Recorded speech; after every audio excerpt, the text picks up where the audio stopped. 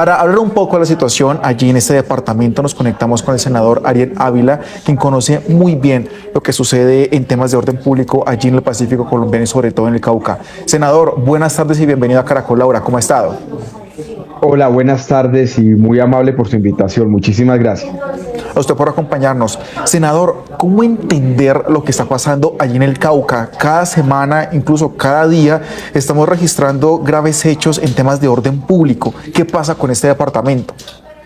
Mire, a ver, una vez se desmoviliza la antigua guerrilla de las FARC, el departamento del Cauca entra como en tres configuraciones. Una en el sur, donde hubo una guerra brutal hace unos 3 años más o menos en Argelia, Cauca, Balboa, Bolívar.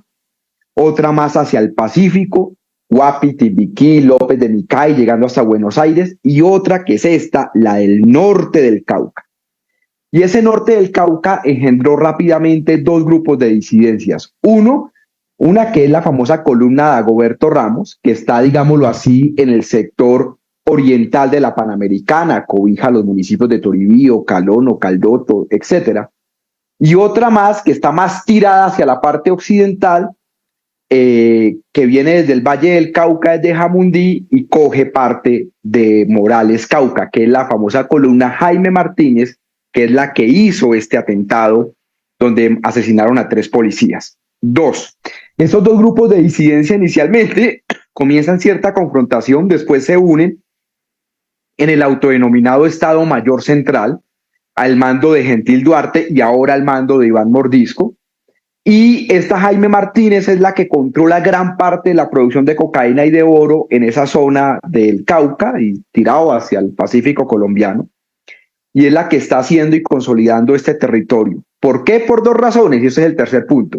Intenta mostrar fortaleza para presionar un cese al fuego.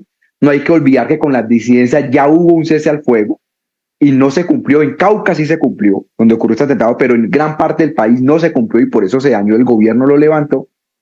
Y lo tercero, pues están mandando mensajes porque el ELN viene subiendo desde un municipio en el Cauca llamado El Tambo, por todo el cañón del Micay. Y entonces es como un mensaje sobre fortaleza, y eso es lo que está pasando en el norte del departamento del Cauca. Y esto sin duda genera preocupación y llama la atención, senador, sobre todo este último, ¿no?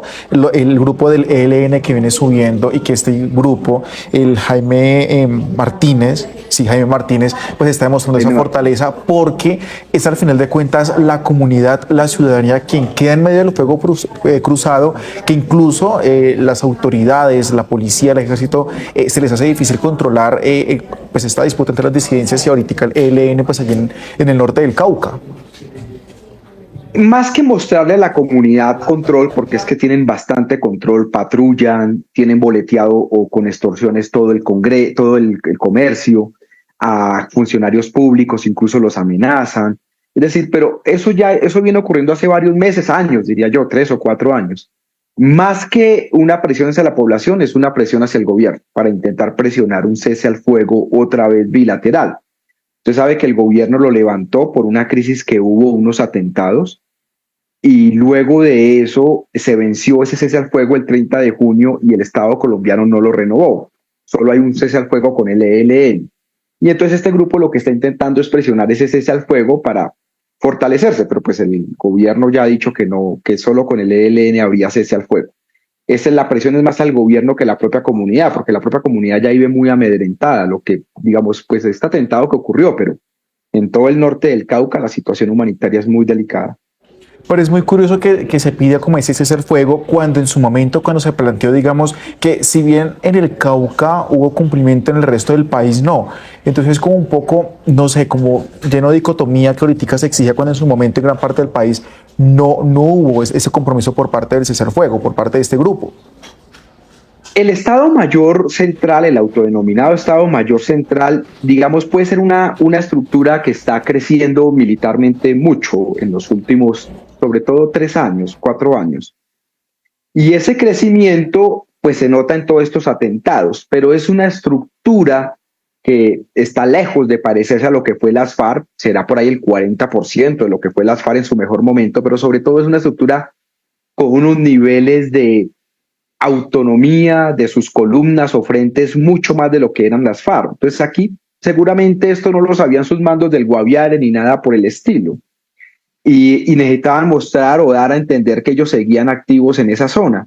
Entonces, digamos, no se puede decir que es una orden de un mando central de gente ubicada en el Guaviare. Realmente hay mucha autonomía. Estos grupos de disidencia son casi que confederaciones, ni siquiera federaciones. Obviamente no son un grupo central como eran las FARC, ni siquiera una federación, sino esto es casi una confederación. Esto que llaman ahí el Comando Conjunto de Occidente, que se hace llamar todos esos frentes del Pacífico, del Nariño, de Cauca y sur del Valle del Cauca, tienen incluso mucha autonomía con la gente del Guaviare. Entonces obedecen a dinámicas más locales que a una gran estrategia nacional. Senador, esta mañana escuchábamos a la comunidad allí en el norte del Cauca y decían, miren, no queremos en este momento más presencia militar, estamos atemorizados y creo que ha sido un común denominador de esta conversación. Ellos dicen, queremos inversión social, creemos en ello. ¿Usted qué opina frente también a esa petición que hace la comunidad allí? No, en gran parte lo que está pasando en el norte del Cauca es que hay como una especie de ejército de reserva que estas organizaciones criminales rápidamente cooptan, muchos muchachos reclutados de comunidades indígenas, de comunidades campesinas, y sí se hace necesaria una intervención social en colegios, sistema de salud, pero sobre todo en temas de empleabilidad para los jóvenes. Esa inversión hay que hacerla, si no, pues el norte del Cauca puede ser que mañana acabemos con toda la Jaime Martínez, cosa que no creo que pase, pero que se dé. En un año habrá otra columna con otro nombre. Entonces, el norte, y allá en esa zona del norte del Cauca se creó un PDET, un plan de desarrollo con enfoque territorial, que nunca fue cumplido. Entonces, sí se hace muy necesario un tema de inversión social, además de más pie de fuerza militar, además de operaciones militares. No es una cosa o la otra, es todo a la vez. Sí, claro. De hecho, estaba acá repasando unos apuntes, senador, y según la Defensoría, 79 personas al menos este año han sido reclutadas y 73 personas han sido asesinadas. Ese tema de reclutamiento, senador, en un caso, pongámoslo, en que el ELN ya llegue pues en esta avanzada que se está haciendo desde el sur, ¿podría recrudecerse un poco más? Mire, yo creo que las estadísticas de reclutamiento son mucho más altas de las que usted leyó. Nadie sabe la verdadera cifra de eso allá, pero son estructuras bastante grandes.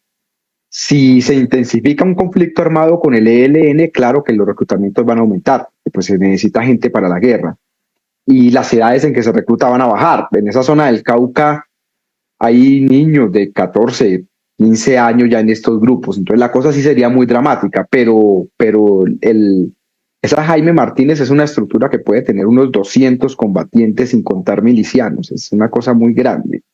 Entonces yo sí creo que los temas de reclutamiento son mucho más altos que esas cifras. Seguramente esas cifras solo hacen referencia a denuncias de desaparición forzada, que es la única forma de medio saber pues cuando hay reclutamiento. Pero la cifra yo creo que es mucho más alta. Sí, digamos que también un poco difícil, digamos, los casos que no se denuncian o que de pronto se quedan en el voz a voz. Senador, en este momento la información que tenemos es que no ha terminado ese Consejo de Seguridad. Sin embargo, usted que ha estado permeado, que conoce muy bien esos temas, ¿qué soluciones podrían haber para implementar de inmediato allí en este departamento? ¿Qué cree usted ahí? A ver, yo lo que siento es que los alcaldes van a pedir lo de siempre, aumento del pie de fuerza militar. Las comunidades van a pedir lo de siempre, inversión social. Y la inteligencia va a decir que todo el mundo es guerrillero. Digamos, esa historia uno ya se la conoce. Entonces yo creo que de ahí no va a salir nada. ¿Qué es lo que yo creo que debería hacer el gobierno?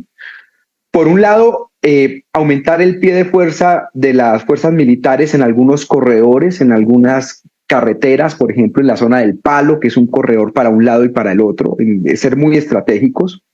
Lo segundo, en la mesa de negociación, que tienen además con las disidencias, bregar a intentar meterle más duro a la presión para que este tipo de atentados baje.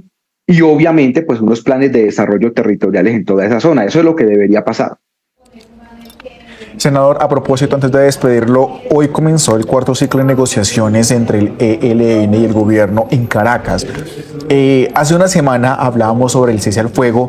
De la semana pasada, el miércoles que hablamos aquí en Caracol Ahora, hasta hoy, tiene información sobre el cumplimiento de ese cese al fuego con el ELN y el gobierno. ¿Ha cambiado algo en el panorama en una semana? Hay 8 hechos que se están verificando si hubo violaciones al cese, pero en la vida real lo cierto es que el cese se ha cumplido. Lo de Arauca bajó terriblemente la intensidad. Hay unos hechos, sobre todo en enfrentamientos del ELN con otros grupos, en un tema escaramuza que hubo con el Eje 2, que hubo con el Ejército Nacional, que se están verificando, pero será el mecanismo de monitoreo el que entregue la versión final.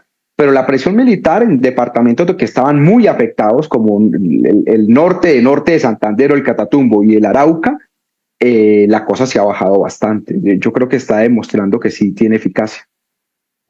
Pues, senador, muchísimas gracias por haber estado aquí en Caracol Ahora, por contarnos esa información, pero también hablar un poco de ese tema en el departamento del Cauca que muchos desconocen, pues qué es lo que sucede allí, el origen, las causas de las alteraciones al orden público y, por supuesto, lo que muchos desean, que haya tranquilidad en esa zona del Pacífico colombiano. Muchísimas gracias y que tenga buena noche, senador. Un abrazo, mil gracias, muchísimas gracias.